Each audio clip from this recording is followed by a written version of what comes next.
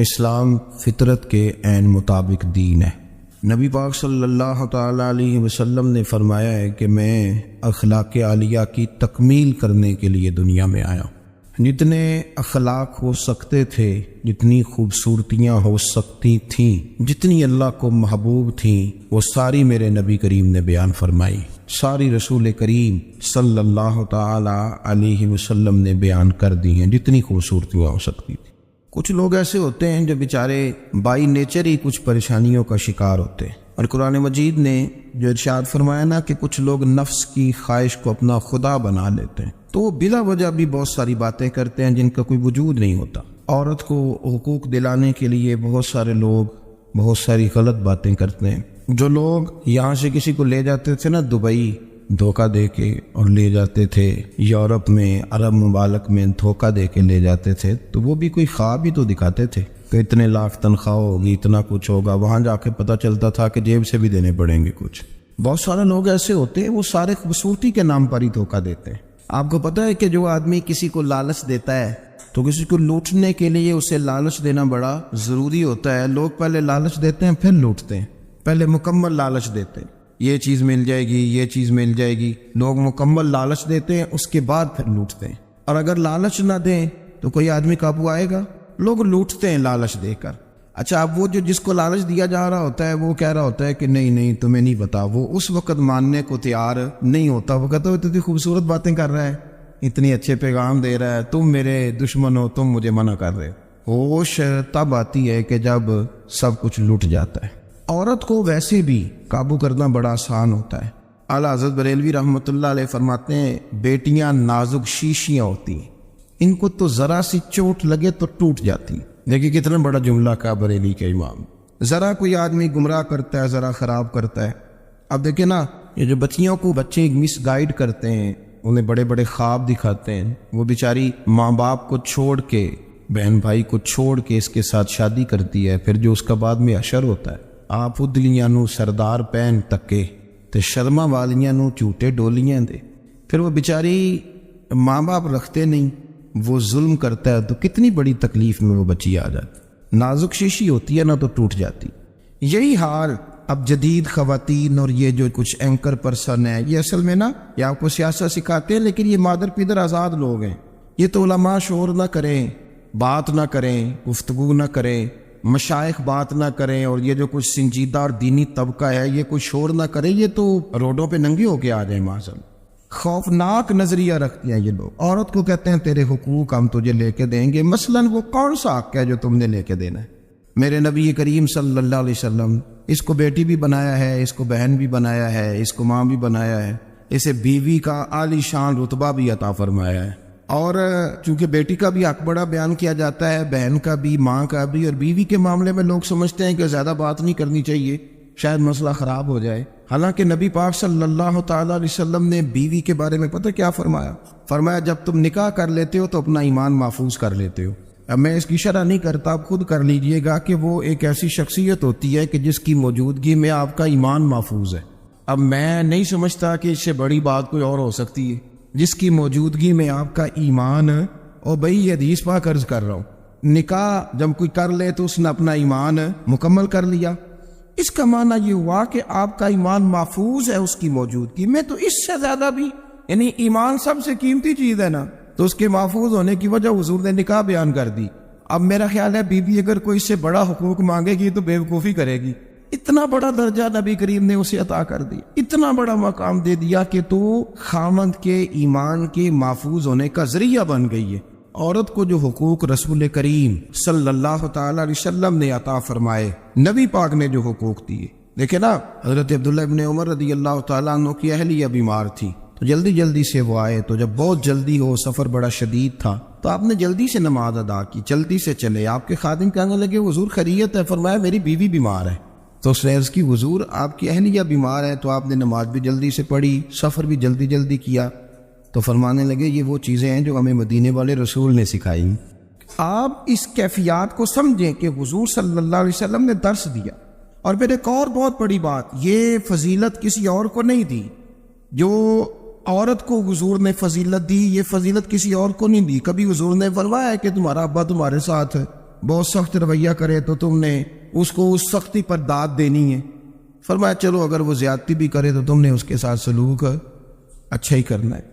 لیکن آپ ایک بات کو سمجھے نا کہ بچے کے بارے میں، بیٹے کے بارے میں، بیٹی کے بارے میں فرمایا 10 سال کے ہو کے نماز نہ پڑھے تو سختی کرو، تمہارا ڈنڈا بھی لٹکنا چاہیے۔ بہت ساری جگہوں پہ بہت سارے لوگوں کے لیے سختی کا حکم دیا، لیکن عورت کے لیے حضور نے جو جملے کہے، اصل میں ہم سمجھتے ہیں کہ یہ ایک بات ہے، مشہور ہو گئی ہے روایت حدیث، تو بس اس کے پس منظر پر اور جملوں کے حسن پر شاید معاذ اللہ غور کرنے کی ضرورت نہیں۔ ذرا اس لفظ کی تاثیر پر غور کریں۔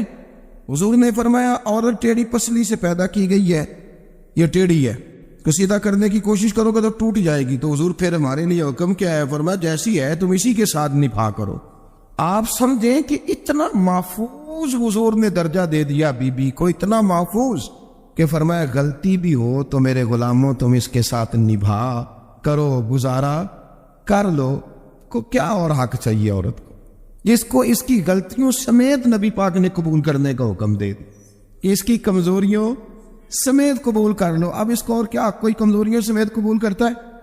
کبھی آپ دکان پہ بیٹھے ہو تو آپ کہیں بھی اس میں یہ بھی غلطی، میرے مال میں یہ بھی کمزوری ہے، یہ بھی کمزوری ہے، یہ بھی کمزوری ہے، تو کر لے قبول؟ کرتا ہے کوئی شخص ایسا ہو جو کسی چیز کی کمزوریاں بیان کر کے کہ اسے قبول کرو؟ پر رسول کریم صلی اللہ تعالی علیہ وسلم نے نا ہمیں سبق دیا، حضور نے ہمیں درس دیا، نبی پاک نے ہمیں پیغام دی۔ فرمایا یہ ٹیڑھی ہے، سیدھی کرنے کی کوشش کرو گے تو بیچاری ٹوٹ جائے گی، تو اس کے ساتھ نبھا کر جاؤ۔ آپ میری بات کو سمجھیے گا۔ چلے میں اس پر ایک اور بخاری مسلم کی حدیث پڑھتا ہوں۔ حضرت سلمان فارسی رضی اللہ تعالیٰ عنہ اور حضرت ابو درداء کے درمیان بھائی چارہ تھا۔ مکے سے مدینے جب لوگ آئے تو حضور نے بھائی بھائی بنایا تھا، ان کے درمیان بھائی چارہ تھا، تو ابھی پردے کی آیات نازل نہیں ہوئی تھی، تو لوگ ایک دوسرے کی طرف جاتے تھے۔ حضرت سلمان فارسی رضی اللہ تعالیٰ عنہ حضرت ابو درداء رضی اللہ تعالیٰ عنہ کے گھر میں تشریف لے گئے تو دیکھا کہ ان کی بیوی بڑی غمگین بیٹھی۔ تو آپ نے فرمایا بہن کیا ہوا؟ تو کہنے لگی تمہارے بھائی کو دلچسپی کوئی نہیں رہی، ہر روز روزہ رکھ لیتا ہے اور ساری رات نفل پڑھتا ہے۔ حضرت سلمان فارسی کہنے لگے ٹھیک ہے، کر لیتے ہیں بندوبست۔ نماز دین ہے کہ نہیں؟ دین ہے نا یہ چیزیں۔ لیکن حضرت سلمان فارسی جناب ابو درداء سے کہنے لگے آج میں نے تیرے گھر میں رہنا رات کو، کیونکہ وہ تو ساری رات نماز پڑھتے تھے، نفل پڑھتے تھے۔ انہوں نے کہا ٹھیک ہے، ایک بستر لا کے بچھا دیا حضرت سلمان فارسی کے لیے۔ سلمان فارسی فرمانے لگے دوسرا بھی لا۔ کہا وہ کیا کرنا ہے؟ فرمانے لگے تو نے بھی سونا ہے، میں نے بھی سونا ہے، تو نے بھی سونا ہے، عشاء پڑھیں گے اور پھر دونوں سوئیں گے۔ کہا میں نے تو نماز پڑھنی ہے۔ فرمایا تہجد کے وقت اٹھ کے پڑھیں گے، اللہ کے رسول بھی رات آخری حصے میں جا کے نماز پڑھتے۔ ادھر ساتھ سلا لیا، وہ تھوڑی کو دیر سوئے، اب عادت تھی ساری رات اٹھنے کی، ذرا اٹھنے لگے بستر سے تو حضرت سلمان فارسی فرمایا چپ کر کے سو جا، وہ بڑی رات پڑی ہوئی، چپ کر کے سو جا۔ وہ لیٹ گئے، پھر اٹھنے لگے تو فرمایا سو جا چپ کر کے، بڑا ٹائم۔ سحری کے وقت اٹھے، نفل پڑھے، ان کا ارادہ تھا روزہ رکھنے کا، تو فرمانے لگے کل رکھا تھا نا نفلی روزہ، جی رکھا تھا، پرسوں بھی رکھا تھا، ترسوں بھی رکھا تھا۔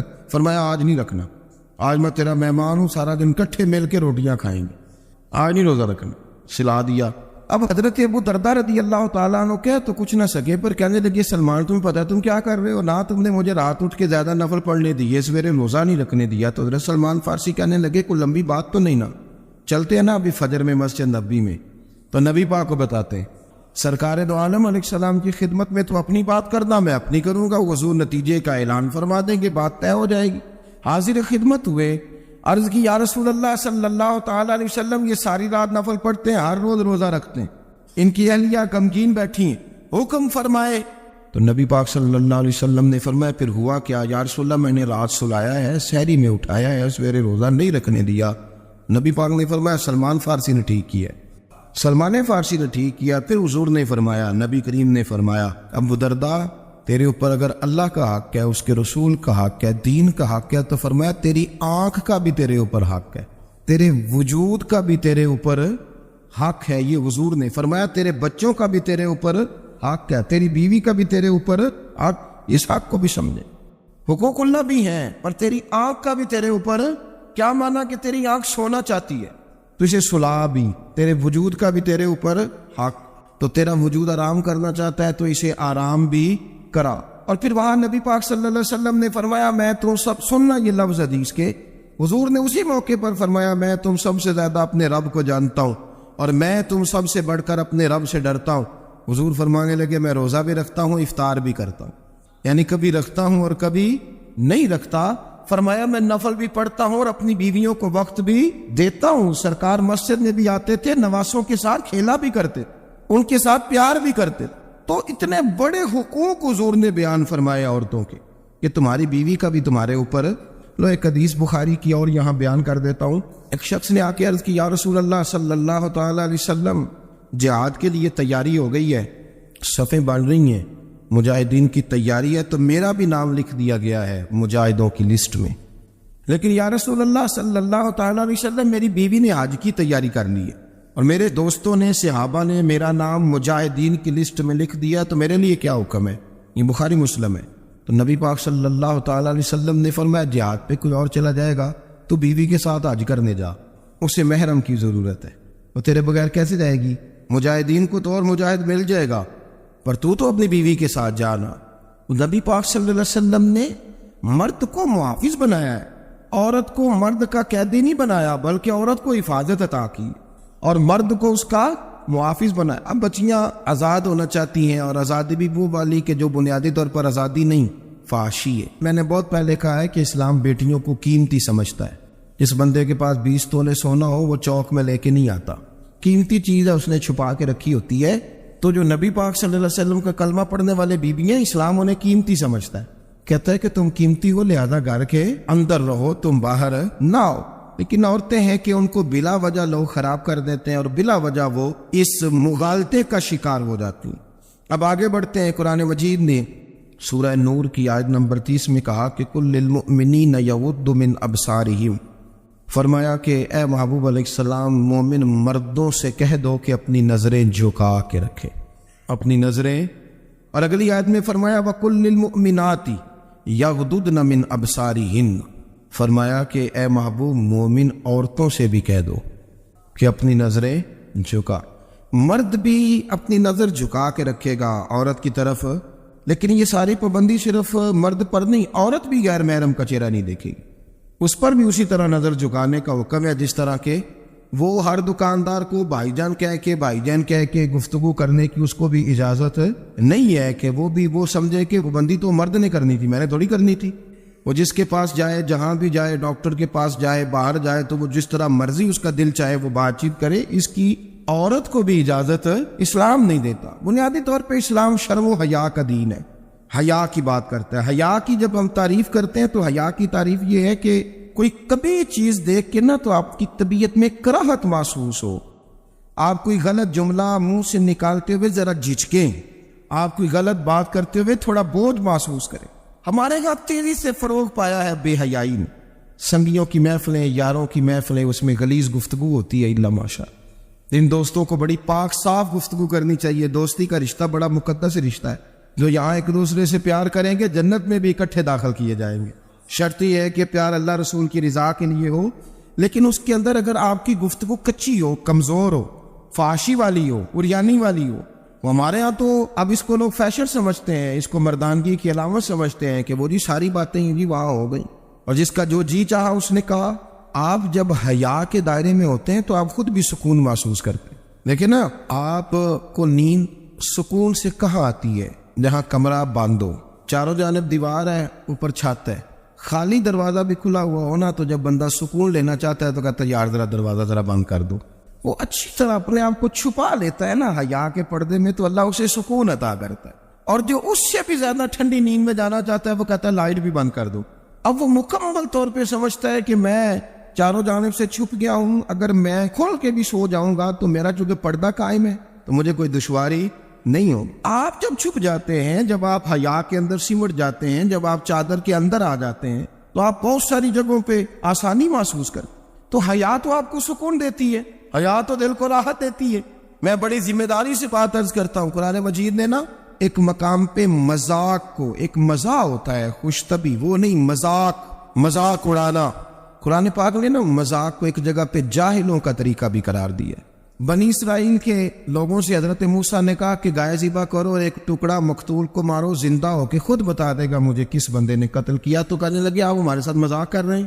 تو قرآن مجید کہتا ہے کہ حضرت سیدنا موسیٰ علیہ السلام فرمانے لگے اعوذ باللہ ان اکون من الجاہلین، فرمانے لگے میں اللہ کی پناہ مانگتا ہوں کہ میں جاہلوں میں سے ہو جاؤں. یہ مذاق کرنا تو جاہلوں کا طریقہ ہے۔ اگر آپ کی زبان سے بے حیائی کا جملہ نکل گیا، آپ نے کہہ دیا کہ ہم آزاد لوگ ہیں، جو مرضی کریں گے، جو مرضی کہیں گے، جو ہمارا دل میں آئے گا کریں گے، تو پھر تو لوگ آپ کا وہ حشر کریں گے کہ آپ سے برداشت ہی نہیں ہوگا۔ جس کا لوگ مذاق بنا لیتے ہیں اور جو مذاق بن جاتا ہے پھر اسے کوئی جینے دیتا ہے؟ آپ حیا کی چادر میں چھپیں گے تو بچیں گے۔ اگر آپ نے اپنا مذاق بنوا لیا یہ کہہ کہ میں نے مرضی کرنی ہے، پھر یاد رکھنا چھپنے کو جگہ نہیں ملے گی، پھر تکلیف میں آ جائیں، پھر بہت بڑی اذیت کا شکار ہو جائیں۔ شرم و حیا، عرب کے اندر جو کنواری لڑکیاں تھیں ان میں بڑی حیا ہوتی۔ الحمدللہ میں بڑے فخر سے کہتا ہوں کہ میرے پنجاب کی، میرے پاکستان کی بیٹیاں بھی 20 دفعہ ان کا ابا کہے تیری شادی کرنی ہے تو وہ آنکھ نہیں اٹھا پاتی آج بھی۔ یہ تو وہ چند لوگ ہیں جو کہتے ہیں ہم ہائی کلاس ہو گئے، ہمیں نہیں پتا کہ وہ روشن خیال ہو گئے ہیں کہ روغن خیال ہو گئے، پتہ نہیں کدھر چلے گئے۔ ورنہ ہماری بیٹیاں آج بھی جب ان سے ان کا باپ، ان کی ماں بات کرتی ہے تیری شادی کی، تو وہ تو شرم کے ساتھ پچھلے سے پچھلے کمرے میں چھپتی ہیں۔ یہ اللہ نے فضل کیا ہوا ہے اس ملت پر۔ تو عرب کی لڑکی بڑی حیا والی ہوتی تھی، اس سے کوئی بات کرنی پڑتی تھی تو 20 دفعہ بات کی جاتی، پھر بھی وہ عورت چھپتی پھرتی تھی۔ حضرت عائشہ صدیقہ رضی اللہ تعالیٰ عنہ فرمانے لگی میرے نبی پاک صلی اللہ علیہ وسلم عرب کی کنواری لڑکیوں سے بھی زیادہ حیا کرنے والے۔ قاضی یاز مالکی نے، شیخ عبدالحق محدث دہلوی نے، دیگر بزرگ جو سیرت نگار گزرے انہوں نے لکھا ہے کہ نبی پاک صلی اللہ علیہ وسلم کے اندر 100 مردوں سے زیادہ طاقت تھی، 100 مردوں سے زیادہ طاقت۔ اب جو بات کہنے لگا ہوں، جو نتیجہ دینے لگا اس پر خاص توجہ آپ فرمائیں گے۔ ذرا فکری طور پر، نظریاتی طور پر ایک چیز کو سمجھیے۔ ہم سمجھتے ہیں کہ جوان لڑکا ہے جی جو مرضی کرے، عمر ہے جی، آپ ذرا بات پر غور کیجئے گا کہ حضور صلی اللہ علیہ وسلم میں طاقت 100 مردوں سے زیادہ ہے اور حیا کنواری لڑکیوں سے بھی زیادہ ہے۔ ذرا اس بات کا تقابلی جائزہ کیجئے گا کہ طاقت 100 مرد سے زیادہ ہے لیکن حیا کنواری لڑکی سے بھی زیادہ ہے۔ اس کا معنی یہ ہوا کہ جس ٹہنی کو پھل زیادہ لگ جاتے ہیں وہ جھکا کرتی۔ تو حیا تو حسن ہے، حیا تو آپ کو پاک صاف کرے گا، حیا تو آپ کو نرالا کرے گا، انوکھا کرے گا۔ وہ ہمارے ایک دانشور ہے، انہوں نے مضمون لکھا، کئی باتیں بڑی پسند آتی ہیں۔ وہ کہتے ہیں کہ میری اہلیہ، ان کو بھی کسی نے مس گائیڈ کر دیا تھا، حالانکہ اچھی خاتون ہے، کسی نے مس گائیڈ کر دیا، تو وہ بھی سماجی اور ویلفیئر اور یہ خواتین کو شوق ہوتا نا بننے کا، تو وہ بھی سماج کے اندر اچھا مقام تلاش کرنے کے موڈ میں آ گئی۔ تو کہیں ایک دن جانا تھا تو بڑی بن سور کے میرے ساتھ وہ گاڑی میں بیٹھ گئی۔ تو میں گاڑی میں، عورتوں کو یہ بھی مسئلہ ہوتا ہے نا کہ ہماری تعریف کرو، تو کئی دفعہ بعض مردوں بیچاروں کو جھوٹ بولنا پڑتا ہے، وہ زبردستی کراتی ہے نا جی۔ تو اس میں گنجائش بھی دی ہے شریعت نے گنجائش دی ہے کہ کبھی بیوی کو راضی کرنے کے لیے خلاف واقعہ بات کرنی پڑے تو کر لینی چاہیے، تو وہ کراتی بھی ہیں۔ 3 موقع پر خلاف واقعہ بات کرنے کی اجازت ہے، واقعہ کے خلاف بھی آپ بات کر سکتے ہیں۔ جنگ کے موقع پر 2 لوگوں کو صلح کرانے کے لیے اور بیوی کو راضی کرنے کے لیے کر لیں کوئی ایسی بات، بے شک اپنی طبیعت پہ جبر کر کے کر لے، گنجائش ہے، اجازت ہے۔ تو وہ کہتے ہیں جب وہ گاڑی میں میرے ساتھ بیٹھی بن سور کے، وہ تقاضا کرنے لگی کہ میں نے بڑے اچھے کپڑے پہنے ہیں پر آپ نے توجہ نہیں کرائی۔ وہ سیاںا بندہ تھا، وہ چاہ رہا تھا کہ میری خاتون سمجھ جائے۔ وہ کہتے ہیں مجھے پتا تھا کہ بیچاری مس گائیڈ ہو گئی ہے، دل کی بڑی اچھی ہے، سیاਣੀ ہے، لیکن اس کو کچھ خواتین نے، کچھ لوگوں نے مل کے اس کو ذہن غلط کر دیا ہے کہ سماج میں نکلو، باہر جاؤ، کام کرو، فلاں کرو، اپنی مرضی سے جیو۔ تو میرے ساتھ گاڑی میں بیٹھی کہیں جانے کے لیے، تو مجھ سے کہنے لگی کہ آپ نے میری طرف توجہ ہی نہیں کی، آپ نے کوئی ذکر ہی نہیں کیا کہ میں کیسی لگ رہی ہوں۔ تو کہتے ہیں میں نے اسے کہا کہ اگر تو ناراض نہ ہو تو پھر میں صحیح والی تعریف کر دوں۔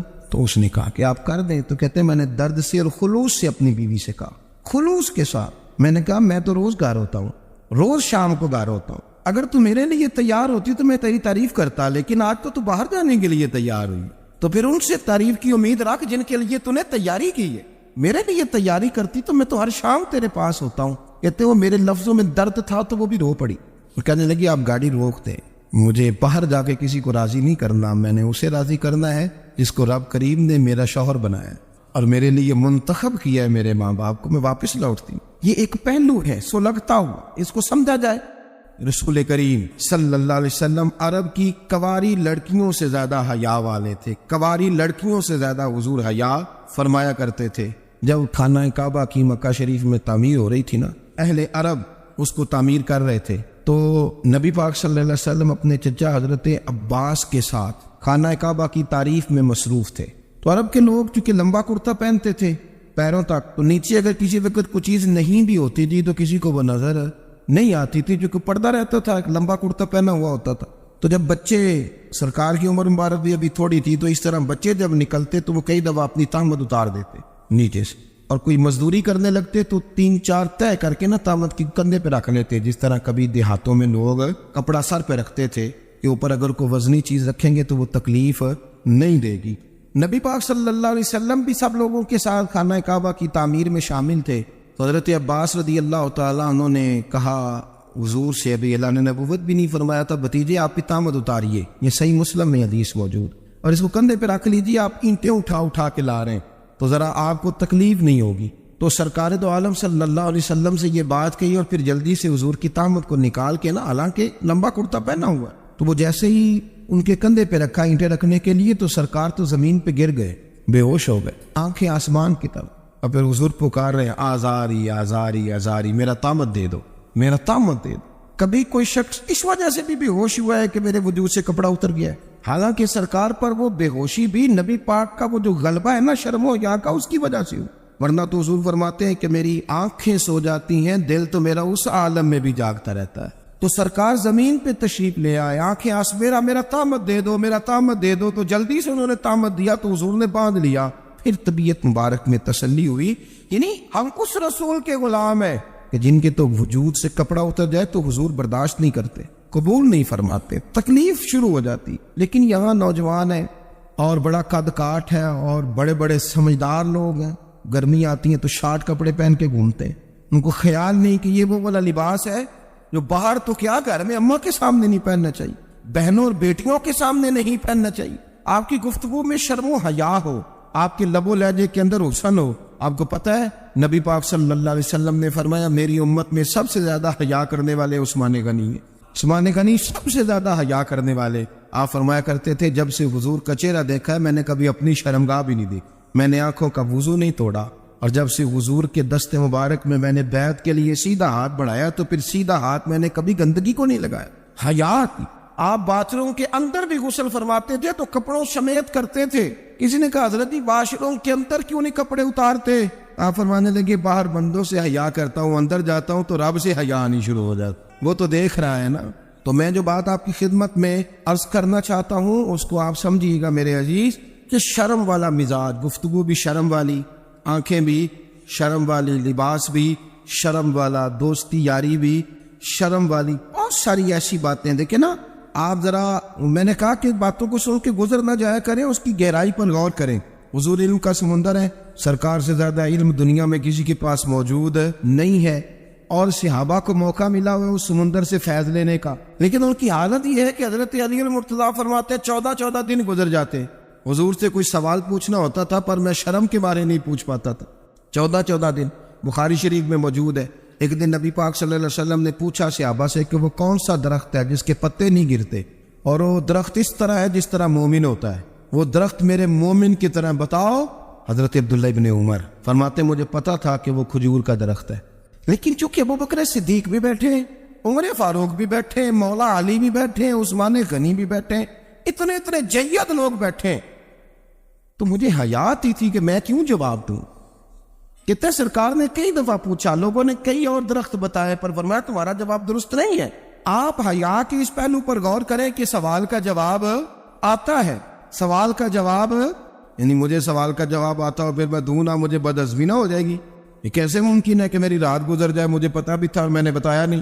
بہت سارے لوگ آ کے بہت ساری باتیں بتاتے ہیں، بہت ساری باتیں وہ سمجھاتے ہیں، تو ہم غور سے ان کا چہرہ دیکھنے لگ جاتے ہیں، کہتے ہیں یار اس کا تو دعویٰ تھا کہ میں سمجھ نہیں آتا ہوں، تو یہ تو ہمیں سمجھا رہا ہے، چلو الحمدللہ ہم سمجھنے کو تیار ہے۔ لیکن میرے عزیز پتہ بھی ہے جواب کا، علم بھی ہے، لیکن فرماتے ہیں میری حیا نے مجھے اجازت نہ دی کہ میں جواب دوں۔ آپ فرماتے ہیں پھر حضور سے صحابہ نے عرض کی کہ یا رسول اللہ آپ ہی بتا دیں وہ درخت کون سا ہے، تو حضور نے فرمایا بھائی وہ کھجور کا درخت ہے۔ تو آپ فرماتے ہیں میں دل ہی دل میں کہہ رہا تھا کہ الحمدللہ میرا جواب درست ہے، حالانکہ میں نے جواب دیا ہی نہیں۔ تو لفظوں میں حیا، جملوں میں حیا، آنکھوں میں حیا، اٹھنے میں حیا، بیٹھنے میں حیا، چلنے میں حیا ایک خوبصورت حسن ہے، اور نبی پاک صلی اللہ علیہ وسلم نے فرمایا جب تو بے حیا ہو جائے نا پھر تو آزاد ہے، پھر تو جو مرضی کا، پھر تو جو اس لیے بزرگ جب کسی کو بے حیا کہتے تھے نا، اللہ اکبر، اور جب کسی کو کہتے تھے نا یہ بے حیا ہے تو لوگ سمجھتے تھے کہ ہلکی سی بات کر دی، لیکن ان کا معنی یہ ہوتا تھا کہ بس بھائی اب اس کے ساتھ کوئی کلام کرنے کی ضرورت ہے، اس کو اب اصلاح کی ضرورت نہیں، یہ بے حیا ہے۔ کیا معنی؟ کہ اب یہ جو اس کے دل میں آئے گا وہ کرے گا، جو اس کی طبیعت چاہے گی وہ کرے گا، اب یہ کسی پہلو بھی قابو آنے کو تیار بے حیا ہو کے۔ بے حیائی بہت بڑا عیب ہے، اور جو لوگ کہتے ہیں کہ ہمیں بالکل آزادی ہونی چاہیے، ہمارا اپنا جسم ہے تو ہماری اپنی مرضی چلے گی۔ ایک وزیر صاحب ہے، پتہ نہیں میں ان کو جانتا تو نہیں، انہوں نے سینٹ میں تقریر کی ہے، میں نے ان کی بات سنی ہے، اس نے کہا نہیں بھائی، جسم رب کا ہے تو مرضی بھی تو رب کریم کی چلے گی، اور مرضی بھی اللہ کی۔ یہ مجھے تھوڑا سا مسئلہ ہے جسم پر، کبھی کبھی مجھے کثرت سفر سے الرجی ہو جاتی ہے۔ میرے ساتھ لوگ نا دل سے پیار کرتے ہیں، شاید ہی کوئی اچھا ڈاکٹر ہو جس تک میرے سنگی مجھے لے کے نہ گئے ہوں، پر جسم اللہ کا ہے نا، مرضی بھی جب وہ چاہے گا صحت دے گا۔ کیوں کچے کاموں میں لوگ پڑ گئے، کیوں غلط لوگ سوچ میں پڑ جاتے ہیں؟ یہ اسی کا ہے، اور جب وہ چاہے گا، آپ اس بات کو اچھے طریقے سے سمجھ لیں کہ جو اپنی مرضی چوکوں چوراہوں میں کر رہے ہوتے ہیں نا، جو مرضی گند مند، وہ جانور ہوتے ہیں، وہ جانور ہوتے ہیں جو نہ چوک دیکھتے ہیں نہ گلی دیکھتے ہیں، نہ انہیں پتہ ہوتا ہے کہ جگہ کون سی ہے۔ وہ انسان، میں نے کہہ دیا جو میں نے کہنا تھا، میں نے کہہ دیا، وہ جانور ہوتے ہیں۔ اور جو کچھ انسان ہوتے ہیں نا، ان کے اندر کچھ نہ کچھ پھر شرم حیا بھی ہوتی ہے، وہ چوکوں چوراہوں میں وہ حرکتیں اور وہ کام نہیں کرتے جو جانور کرتے ہیں۔ ان کے لیے بڑے پردے ہوتے ہیں، ان کے لیے بڑی باتیں ہوتی ہے، ان کے لیے بڑا کچھ ہوتا ہے۔ جو بالکل آزاد ہو جائے، کوئی پتہ نہ ہو کس وقت کیا کہنا ہے کیا کرنا ہے، تو پھر وہ دائرہ انسانیت سے خارج ہو جاتا ہے۔ ہم آپ کو کیا دعوت دیں؟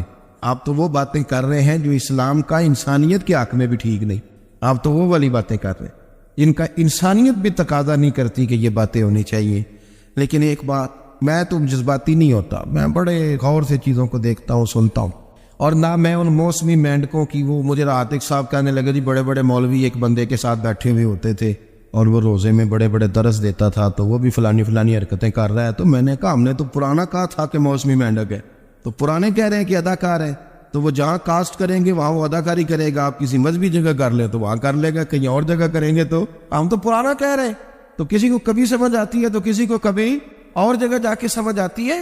ہم ان لوگوں سے پریشان نہیں ہوتے، کیوں؟ سن لے، کوئی مایوسی نہیں، ان کے اندر جتنا زور ہے وہ لگائیں۔ یہ ملک بنا ہے رسول اللہ کے نام، یہ اللہ نے تحفہ دیا ہے امت مسلمہ کو، یہ نبی پاک کے نام پہ بنا ہے، تو یہاں جھنڈا بھی وہی والا بلند ہونا ہے جو مدینے والے رسول کا جھنڈا ہے، اور یہاں وہی کام چلے گا جو نبی پاک نے بیان فرمایا۔ تو اس طرح کئی لوگ آتے ہیں، وہ شور شار کرتے ہیں، چلے جاتے ہیں۔ اتنے نہ پریشان ہوا کریں، بہت سارے لوگ تو بیچارے اس قابل بھی نہیں ہے کہ ان کا نام لیا جائے، مطلب اتنا ہم ان کو اہمیت دے دیں، ان کا ذکر کریں، ان کا نام لیں، ان کی بات کریں، وہ بیچارے اس قابل ہی نہیں ہے، مطلب سٹیٹس ہی نہیں ہے ہمارا۔ اتنے فارغ ہیں ہم کہ اب جو بندہ آئے گا کہانی چھیڑے گا تو ہم چھیڑ جائیں گے۔ اور بھائی اللہ کا فضل ہے، الحمدللہ تعالی، لوگوں نے بڑا شور کیا اور بڑے زمانے سے دنیا شور کر رہی ہے، اور اللہ کے گھر مسجدیں بھری ہوئی ہیں۔ ہماری بیٹیاں پردے کرتی ہیں، پردے کو پسند کرتی ہیں، وہ حجاب میں رہتی ہیں، وہ سمجھتی ہیں کہ ہمارا اصل حسن کیا ہے۔ تو یہ پراپوگنڈا پرانا چلا آ رہا ہے، اس کا اللہ کے فضل سے امت مسلمہ پہ نہ کبھی اثر ہوا ہے اور نہ کبھی ہوگا انشاءاللہ۔ اللہ تعالی ہمیں حق پر استقامت عطا فرمائے۔